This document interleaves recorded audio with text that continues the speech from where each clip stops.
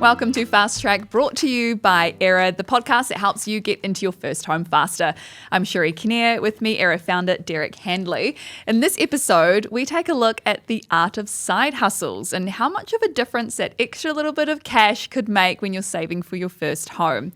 But first, we're going to jump into one of the headlines from the last couple of weeks about KiwiSaver, Derek, because we spoke about it a couple podcast episodes ago about how everyone's KiwiSaver was being affected. We had one talking a bit about Donald Trump's tariffs at the time and how everyone was freaking out because the KiwiSaver was going down. But good news, KiwiSavers are on the rebound after the markets wobbled a bit in April. And the funny thing is as well, a lot of fund managers were saying in this article I read that a lot of people hadn't even realised, because there's still so much negativity swirling around the topic, that a lot of New Zealanders didn't even click that their KiwiSavers may have actually rebounded back to where they were, if not further than where it was earlier in the year. So it's not uncommon for KiwiSaver to go up and down, and it is a big thing for first-time buyers. If you are looking at buying maybe within the year, you're probably looking at it a lot more closely as well. So I guess this is a really important message again, that we did speak earlier in the year about it. It's going to rebound. It'll come back. It's okay. Don't freak out. It has. Yeah, I guess just kind of looking at it as something that it's not something you probably need to panic about all the time or look too closely on. Yeah, I mean, KiwiSaver is the number one method for people to save up their first home deposit. It's the thing that almost every single New Zealander uses to perform the majority of their deposit. And by the very nature of what KiwiSaver is, it's invested into funds that are invested into the market. So if you're invested in the market, and obviously I'm not a investment advisor and this isn't investment advice, but generally the intention is you're staying into the market over a long term, and you're going to be in some sort of index fund that you choose from your provider, and there are generally three options: conservative, growth, or cash. So if you're starting out and you're young and you're early on in your KiwiSaver, you want to be in things that are going to grow over time, because you've got a long time for that money to grow. And by the nature of being in those products, they go up and down. And that's just what the stock market does, and it always has done for decades and decades. And just as a kind of a long slope that's vertical, that goes up to the right, around 7 to 10% a year, depending on what stock funds you're in. But if you look at it on a weekly or a monthly or any kind of basis like that, it's very squiggly. And so by doing that, it just could freak you out. You're not meant to check your KiwiSaver every week or month or quarter, or even maybe check it once a year or something, because it's not meant to be something that you're trading. And therefore, you shouldn't really worry about it. You need to worry about where you are and if you're in the right product and the right fund.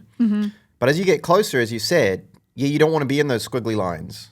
So if you're quite close and you're relying on a certain amount, let's say it's 50 and it's in there, and you want that 50 and you're saving another 10 to have a 60 grand deposit, then the last thing you want is that 50 to be 44, because then you need another 6. And that's where people need to move it with their advisor or by doing their own research into a less volatile product, which normally would be just cash and bonds. So then you know that, okay, it's not going to go up very much, but I need it in 6 months. So I want 50 to be 50 or 50 to be 51, not 50 to be 42, which sets you back a year or something. So if you haven't done that and haven't looked at it, then it can cause you a lot of problems. But I don't think anyone should be checking their KiwiSaver, very frequently. Do you think, though, on the flip side of that as well, is if it's true that not many people are really paying too much attention to what they have in there, a lot of people are a lot closer maybe to being able to have a deposit than they think, because they're just sitting it there and they're like, oh, I can't buy a house. I think so, because the very nature of how it's designed, you never see it. It's not really generally something you check daily or frequently or in an app. You probably don't really know exactly how much there is unless you specifically go in to have a look. And yeah, we've had situations where we do either street interviews or we talk to customers and they're early on and they actually don't really know how much is in there. So if you are thinking about buying a house, the first thing you and your partner, if you've got one, need to do is actually dip in and say, well, what is there now? Because it might be surprising. It might have been 35 years ago and actually now it's 45 and you didn't know. So that's a starting point. What have you got? And you do need to check. And for a lot of people, it might surprise them what's in there. And as you say, with these sort of street activations we've been doing as well, people go, oh, I think I've got kind of like 45 or something. And you're like, you've actually got that's actually really a huge amount. People might not realize. They don't really realize. You break it down, and especially when you're looking at a 10% deposit, you're like, cool, you've got this plus our 10K boost. You only really need to save $5,000 and there you go. And they're like, oh, I'm $5,000 away from being able to buy a home. And it's suddenly like mind blown, Yeah. And we talked to a lot more migrants recently. And what I've noticed in talking to a number of them is they all put much more into KiwiSaver than like they up the amount they contribute. Like quite a lot, like 10%. Wow. So their KiwiSaver builds really fast, and it forces them to live on less and make it work. And obviously, for a lot of people listening, that might sound frightening. Like that would be almost tripling your KiwiSaver contribution, because most people put in 3. But again, once it's gone and you don't see it and you figure out a way to live, then it just builds much faster. Oh, we had a video recently on our socials with a first home buyer. She just bought her first home by herself, who had contributed 10% to her KiwiSaver. Right. And her advice was you just learn to live on less. Exactly. And she said that it's funny now that she's bought a home. She jokes to a lot of her friends and she's like, I've actually got more money than I've ever had to be spending on stuff, because she'd lived so restrained for so long. Now she's bought the house, she's set up the mortgage payments, everything's all good. And she's like, I've got all this extra cash that I was before hoarding away for the deposit. Yeah, so she's like, I've just bought a house, but I actually feel like I'm in the best position I've been in. She's free of this kind of restrictive lifestyle, which again, going back to the book, the philosophy, the game plan, the earlier you do this, the less life cost, life admin burden that you've put on yourself, the easier it is for you to be happy with your lifestyle. And so, advocating for people in their early 20s to start cracking on with their first home before they've built this extravagant, way of living is a number one strategy. And that particular buyer actually, when she spoke to me about how she bought her first home, spoke a lot about side hustles, which links really well into our chat today about the art of side hustles. Yeah.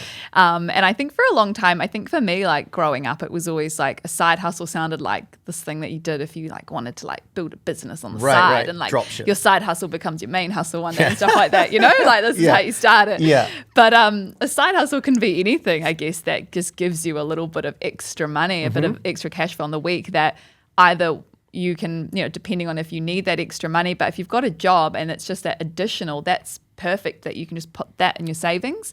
And this is what she did as well, is she did a lot of dog walking and pet sitting.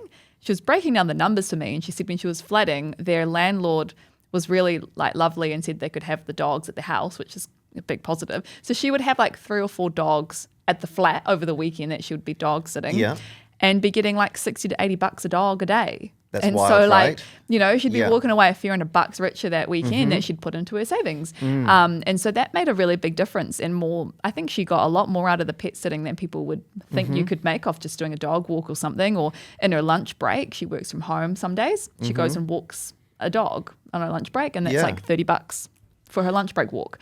That's so a these great little side things. Yeah. Did you ever do any side hustles? I mean, yes and no. I was always trying to scheme something I was to make say some money at school and things like that. Selling sort of things on eBay or Trade Me or whatever. But I think second jobs, third jobs, those are the things that a lot of people could consider.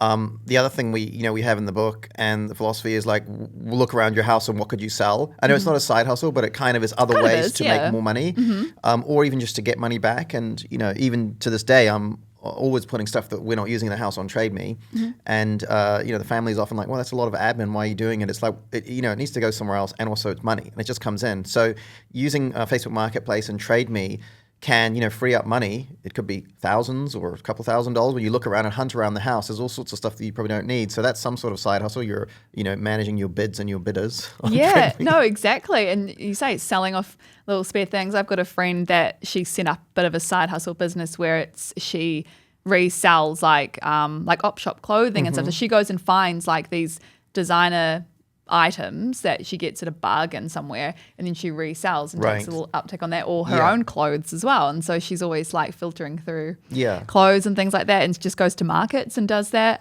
When I was in my earlier 20s, started out work, my hours were 7 till 3. So after 3 p.m. I had this kind of gap, and I ended up nannying for 2 kids. I would pick them up after school care, so 4 p.m., take them home, help with the homework, make dinner, help with the parents' dinner. The parents would come home 6:37. So I'd most nights be getting like maybe 3 hours work. And they were paying me like $25 an hour. So just for amazing. I mean, I'm just chilling out with these kids and you don't have to do much. They're just hanging out and keep them entertained, and then there's just extra cash that, I would have just been sitting at home probably not doing much for those couple hours after work. So, little things that you can kind of look, if you're really dedicated and want to save and have a little bit of extra towards that first home.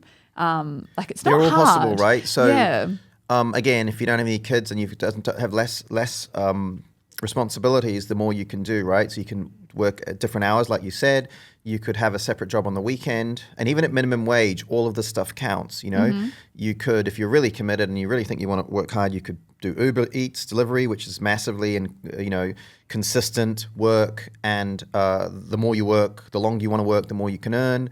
There's this guy on social who's in Australia who works at, I think it's a BP, and he's basically telling his whole financial story. He's like really young. He works 1 million hours at BP, and he's like, all my friends think I'm just working at BP, but I already own like 2 houses, like because he's working 60 hours a week at the BP. And so, there's lots of things that anyone can do.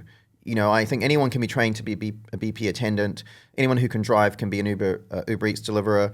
And, you could get, if you worked both weekends, you could get 16 hours of extra work, right? And that all adds up to tens of thousands of dollars a year.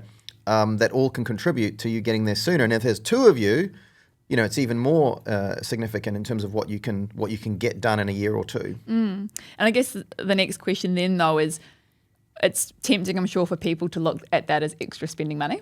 Obviously, you want to look at it as like, this is money that you're putting towards saving, because people might go, I've got extra few $100 this week. What's the best thing to do with that money then? I'm guessing an automated system, again, is really helpful, but is it worth putting those extra savings into something like a term deposit, or where you can get a bit more for it? I think the first thing is, the money that it comes from, let's say it's a BP or an Uber, they send it to the bank account or the investment product that you're in, and it doesn't go to your main account, right? So you don't even have to move it around. So just direct that money elsewhere. Then the second thing would be, if you're earlier on in your journey, you're not buying this year, then or next year, you might be putting it into a fund that's a growth index fund or something on, Kernel or Sharesies or something. But if it's closer and you're actually going to be buying this year, then you might be putting into some sort of term deposits or something so that it's available to you, or, in an Aera savings account that we have. So these kinds of things are dependent on how long you are away. I think the worst thing you could do is try and, stock pick and, put a bit into crypto and all that stuff, because 1 or 2 bad decisions and you will end up, going backwards. And I think the advance of all these apps that enable you to do shares and Bitcoin and crypto and all that kind of stuff is really interesting, and it's democratizing. But, I think picking stocks is basically, gambling for the middle class. I just don't think people should be doing it.